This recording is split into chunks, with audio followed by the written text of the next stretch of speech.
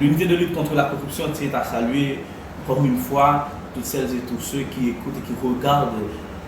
la présente intervention qui porte justement sur cette cérémonie officielle tenue ce vendredi 3 mars 2023 dans l'objectif de présenter à la justice, de remettre même à la justice des rapports d'enquête finalisés par l'unité de lutte contre la corruption et des requêtes concernant des personnalités politiques pour défaut de déclaration de patrimoine. Donc c'est en occasion pour le directeur général du LCCA qui fait d'une pierre deux coups. Dans ce sens, ça a rappelé premièrement que le rôle de l'unité de lutte contre la corruption, c'est de se saisir d'un ensemble de dossiers importants pour la République, d'enquêter là-dessus et de soumettre des rapports d'enquête à la justice. Maintenant, les suivis judiciaires, comme le nom l'indique, c'est à l'appareil de justice de s'en occuper, de sorte que quand les dossiers sont envoyés au niveau de la justice, il y a des suivis appropriés, des suivis diligents même, pour que justement des procès puissent avoir lieu. C'est ce que d'ailleurs l'unité de lutte contre la corruption réclame sans arrêt. Et qu'il y ait des procès, c'est aussi un cri de toute la population, de toute la République, de toute la nation qui veut qu'il y ait des procès concernant des dossiers de corruption. C'est pour la troisième fois donc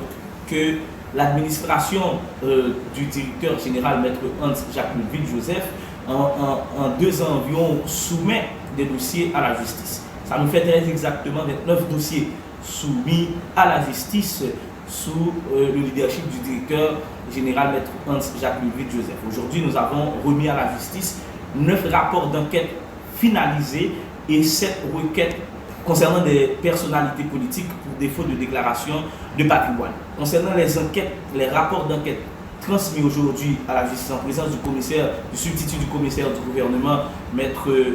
Gérald Norgues, dans le cadre de cette cérémonie aujourd'hui, nous pouvons citer parmi ces dossiers importants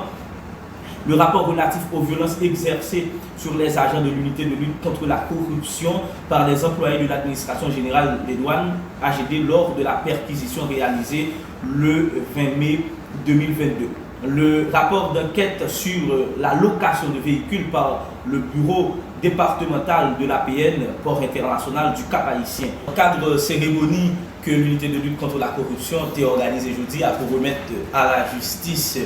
des rapports d'enquête finalisés, 9 rapports d'enquête que nous sommes cités là. Le directeur général a profité de même moment ça pour remettre à la justice une liste d'anciens sénateurs de la République n'ayant pas effectué leur déclaration de patrimoine ni à l'entrée ni à la sortie de leur fonction. Il s'agit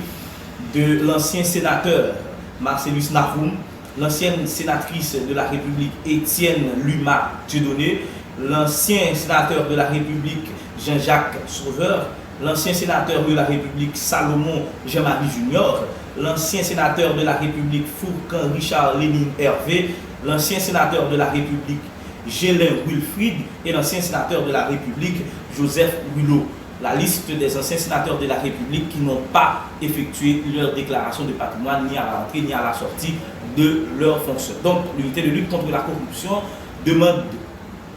que l'action publique soit mise en mouvement à l'encontre de ces personnes et qu'elles ne puissent plus jouir pendant une période de 5 ans de leurs droits civils, politiques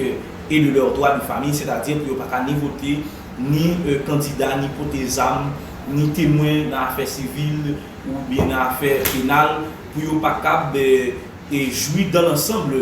de leurs droits civils et politiques et de leurs droits de famille.